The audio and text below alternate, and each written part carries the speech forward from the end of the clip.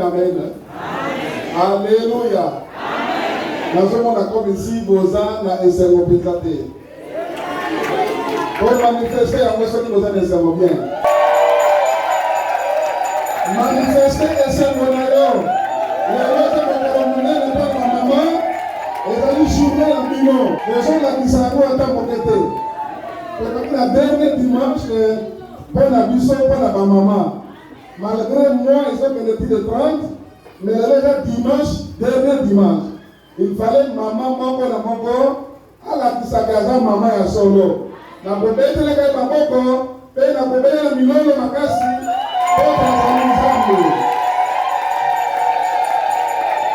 Église, les sauveurs, et là, comme on a gagné, on a gagné mon côté. Comme on a, ils ont la carte de la Bible. Comme ya Yesu Masia, nous avons dit qu'il sauveur du monde, les sauveurs du monde. Nous avons comme église des sauveurs. Yesu Masia, mobile ici. Amen, amen. Nous avons Yesu Maboko, Makasi Mingi, nous avons Mingi ya Kolobate, parce qu'ils ont fait anniversaire au Kanisamo. Quand on a un zélo pour l'été là, la bapane de zone d'Angela, aux zones d'Angela, au Moumela, n'a pas ça, il y a un exemple de communauté qui n'a pas mot, dissoba son motivation, le cas pour qu'on soit adapté, le dissident pour le côté, quand on appelle moi qu'on a vu sur la carte, on a vu sauter. Jusque là, nous avons passé la route ensemble avec le Seigneur, et avec guidé qui sont dans les lots. Contre ça, les Sagamoko. Et ça, comme vous avez dit, c'est que nous avons assumé pour autant que nous avons comme nous avons sango et nous avons, mais après ces solutions, la possibilité, que la mort peut être au Komaki, tout le monde là, nous avons nous l'envie à boy. Amen. Soko kena karama okukuta ndako nzambe, okenda kifuma okukuta ndako nzambe.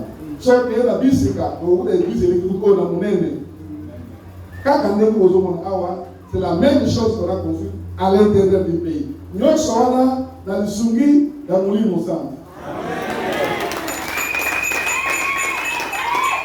Merci. Na souki sila na bâtiment, je vais voir la monnaie d'aller presque 10 minutes. Il fallait la salle à Yango pour que moi, on a mis à Fandi Awa, aïe, pourquoi de Komi Awa. Pour lancer une invitation sur tous les villages de Mingadi, qui n'a pas de même quelques personnes qui chassent ça, ont une invitation. Mais dans l'invitation, on ne peut pas préciser exactement la définition de l'heure de l'Église à la Yamou. Donc, vous voyez, on a posé là, nous avons ça, on a pessimisé, quand on a la monnaie, on a ensemble,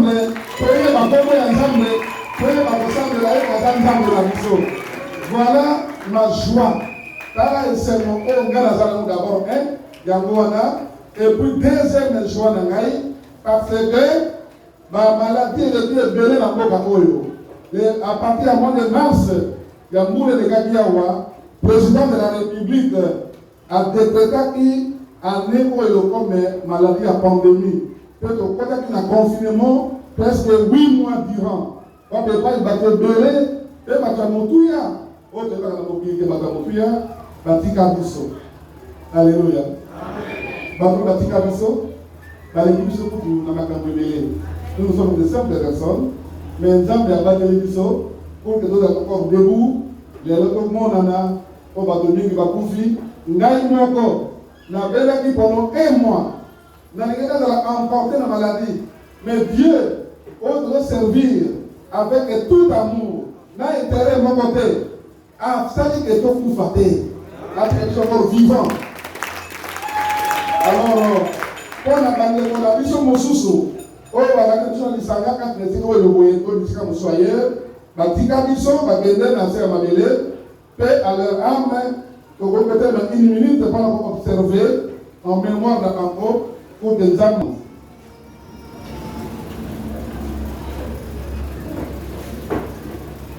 Merci beaucoup. Acclamons le Seigneur. Nazana, moi, l'idée à la Lélo. Lélo, les hommes colomonais, n'a aucune modalité. Parce que si ma l'église en Kati, na libanda kuna tokoli ape tokomela amoni pa papa lobaki ke soki oyaki oyaki kwa maratongo obisali mabe yoko il fallait pas kolia mais pourquoi tu as mangé donc on est là pour lui on peut voir si man ta bien la première la veille mabe na si man on veille bien pourquoi la veille il fallait avant amen amen.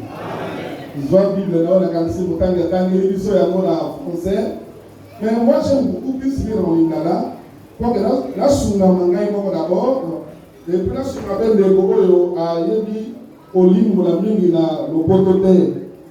To tangapi na Mokanda à Matthieu chapitre 27, verset 28 jusqu'à 60. Donc Pilate a dit qu'il va mettre Barabbas.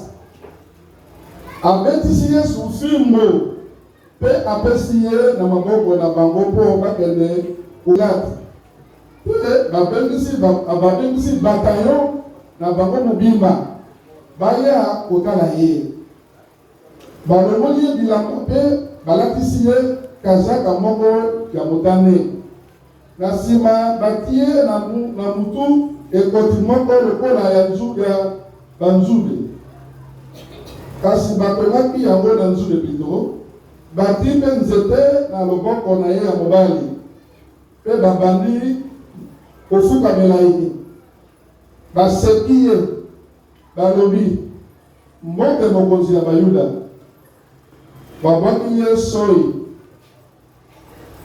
bakamati nzete wana mpe babeti-beti ye na motu bako basili kosekeseka ye balongoli ye kazaka mpe bazongiseli ye bilamba na ye bongo bamemi ye po bakende koboma ye na ekulusu Tango babimi, bakutani na moto moko ya mboka Sirene, kombo na ye Simon, pe batindi ye na makasi amema kurusu na Yesu. Bakomi na esika moko babengaka Golgota, elingi koloba mokuwa ya mutu. Kuna bapesi Yesu vino, basangisa na kisi ya bololo penza. Yesu ameki yango kasi aboyi komela. Awa basikisi kotia ye na kulusu, bakaboli bilamba na ye. Babeteli yango zeke. Bato oyo bazalaki koleka kuna, baningisi mitu mpe babandi kotuola ye, kofinga ye. Balobi, yo moto olingaki koboma ndako Nzambe mpe kotonga yango lisusu na mikolo misato. Soki ozali mwana na Nzambe, omibikisa yo moko mpe kita na ekolusu. Bakonzi ya bakanga Nzambe na balakisi mibeko mpe bamuta mutu bazalaki kosala kaka ndenge wana. Babandi koseka mpe koloba, abikisaki bato mosusu, kasi ye moko akoki komibikisa te. Azali mokonzi ya Israele te. Akita sikoyo na kulusu, bongo tokondima ye. Na midi, molili ekwei na mokili mobimba, ti na ngonga ya misato ya pokwa. Pene na ngonga ya misato, Yesu akangi na mongongo makasi penza, Eli, Eli, lama sabakthani. Elingi koloba, Nzambe na ngai, Nzambe na ngai, pona nini otiki ngai? Bato mosusu oyo bazalaki wana, bayoki ye mpe balobi, azali kobenga profete Eli. Moko na bango akei mbangu kokamata linuka, apelisi yango na vino ya ngai. Akangisi yango na songe ya nzete mpe apesi yango na Yesu mpo amela. Kasi na mosusu balobi, zinakotaka soki Eli akoya kobikisa ye. Dongo Yesu agangi lisusu makasi penza mpe akati motema. Tango pokwa ekomi, moto moko na mboka mingi aye, kombo na ye Joseph. Autaki na mboka Arimate. Ye mpe azalaki moyekoli ya Yesu. Akei epai ya Pilato mpona kosenga ebembe ya Yesu. Pilato atindi bapesa ye yango. Dongo Joseph akamati ebembe, alingi yango na elamba kitoko mpe ya sika, mpe ati yango na libulu oyo asalisaki na kati ya mabanga. Ezalaki simetiere oyo abongisaki mpo na ye moko. Na nsima apusi libanga moko ya monene mpona kokanga monoko ya libulu, mpe azongi epai na ye. Betela Yesu maboko makasi. Nazonga maboko na yo te. Nazonga maboko na yo te, s'il vous plaît. Acclamons le Seigneur notre Dieu. Acclamons le Seigneur. Betela Yesu maboko. Temo likolo, betela Yesu. Milolo, ezala pona Yesu. Ezala pona Yesu. Pona oyo Yesu a enviré ya pona ngana yo. Na sengi onge na kofanda kimia avant que na fongola monoko mpona loba lisusu, meka kosokisa na ye no nsima eke makambo nyonso oyo boye oyo totangi oyo ekomelaka Yesu na nsima mpe andimi yango ye moko. Soki ekomeli ngai ajustement na yango ozala ndenge.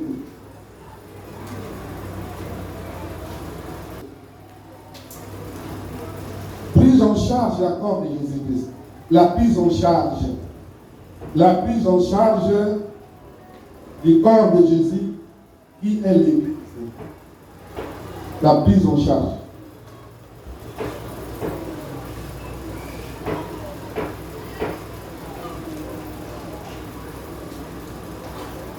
Mémorer doubles événements pour alors trois. Premièrement, nous allons na sanza oyo tozo lengela konto kende pour fêter Pâques. Passe pour y son monde qui pour l'engana yo. Et puis de deux, pour fêter l'anniversaire d'Abisso, la carte il y a commémoration, pour il y a quelqu'un qui s'est donné la mort volontairement, sans péché, sans quoi faire, pour l'engana yo, tout faire le Sikamoyo, en toute beauté, avec toute gentillesse, aux autres c'est qu'à Olia ou Komela, mais imaginez une fois tout ce que Jésus a vécu. Imaginez dès qu'au temps qu'il y a 26, au monde a ma péripétie. Alors au monde a ma camonnée la nana.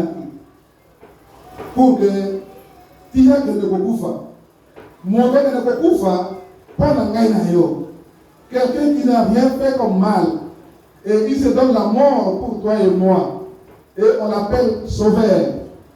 Nous sommes aujourd'hui en train de célébrer le sauveur de Jésus-Christ. Moto ayaki aussi kola ngai na yo. Alors le bongite toza na sembo.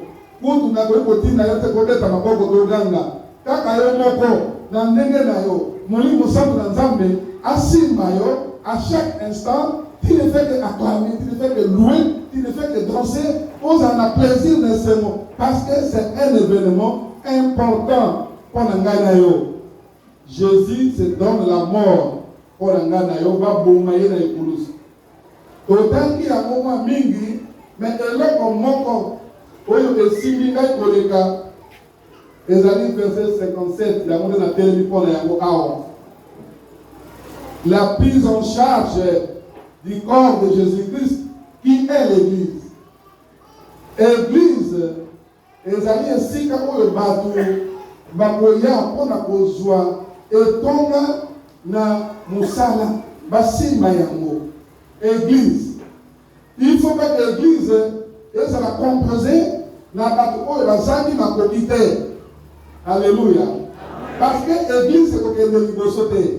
Parce que là il y avait un problème, on a tué le Seigneur. Mokili mobima ezakana semote soki bana na masangani to sangani boyi. Ezala bato bete masolo libanda basola kisani. Bato banini. Eloko bayina mwana. Masangana bango batika kisi na kati. Bazama magicien, bazama féticheur, bazama boyi. Tout ça c'est le monde. Ezamukili balingi liloba nzambe te.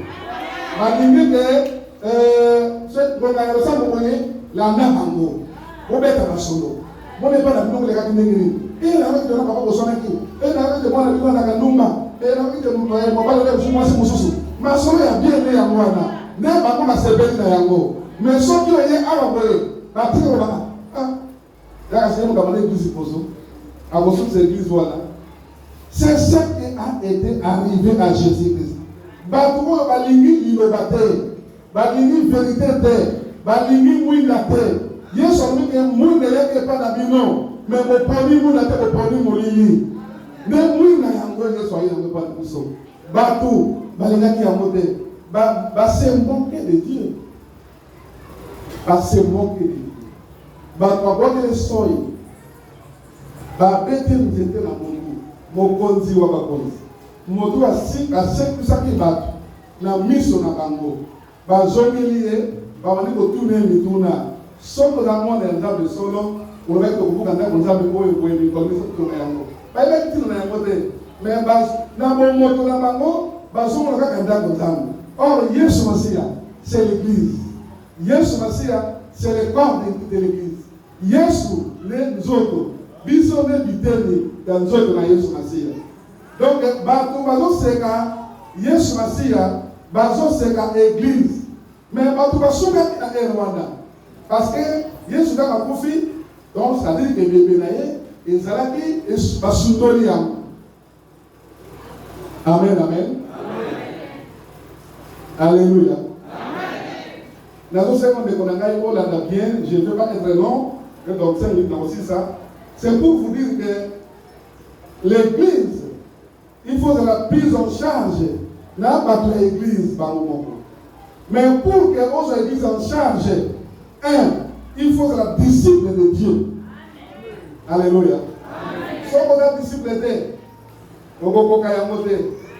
Parce que le moyen et vous allez dissiper, donc vous allez du cerveau, la vie que vous allez tomber. Deux, il faut avoir de bonnes moralités. Vous allez montrer qu'il y a madame. Un homme bon, qui craint Dieu. Trois, il faut être un homme riche. Alléluia. Bon, ici nous allons parler un peu de toutes les richesses. Il y a la richesse, il y a un bon, et puis la richesse, c'est un volume de sang. Mais ici, nous parlons de la richesse. Bible nous dit que montrer que vous avez bien béni sur le ciel. Quand on a dit que c'est un homme riche. Riche, il y a un moulin. Mais d'abord, quand on pense à la moulin, parce qu'il y a un disciple. Ça, c'est un élément important. Et il faut aussi Bayango. Parce que Azalak est disciple de Dieu. Donc, Azalak Moutou a déjà Maloba. Et puis, Bible, dans d'autres versets, va dire que c'est un homme qui attendait l'arrivée. Bon, le royaume ici. Il attendait ça. Est-ce que yo ça la canabine na yo ça la l'église. Est-ce que vous avez pas mis la kissa ou bien on s'est capable de poser la bozo qui na Yesu Masiya. Ce que vous avez capable de poser la kissa, bozo n'est pas pour la yote. Ça là ozwa église, ozwa nzoto na Yesu Masiya en charge. Balobi na biso que le soir, ceux avec le soir, c'est-à-dire que les gens ont pris l'espoir. Alléluia. Amen. Les gens ont pris l'espoir. Qui va faire ça? Tout le monde a abandonné l'église. Tout le monde a abandonné les corps de Jésus-Christ. Tout le monde ne faisait que se moquer du corps de Christ.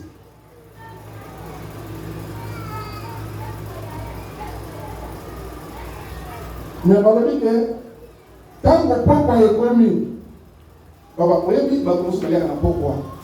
Qu'est-ce que cela veut dire? C'est-à-dire que le bazar n'a pas moyen de. Il faut attendre le soir, lorsque papa vous sauve dans la pourquoi, peut-être qu'il va amener un sachet noir, et dans ce sachet, on peut trouver un diri, on va appliquer attention, pour la batolia. Bateau bazar n'a pas moyen. À midi top, il mange déjà. Amen, amen. À midi top, il mange. Le matin, il peut l'été. À midi, ils mangent. À 17h, ils peuvent encore manger. À 20h, les enfants peuvent prendre encore un déjeuner, pour un souper, pour un quoi. Joseph, c'est-à-dire, à vous d'appuyer dans le monde, d'arriver matin. Montagne solo. Vous savez que montagne solo, à part qu'il n'y a pas de basalité. Alléluia.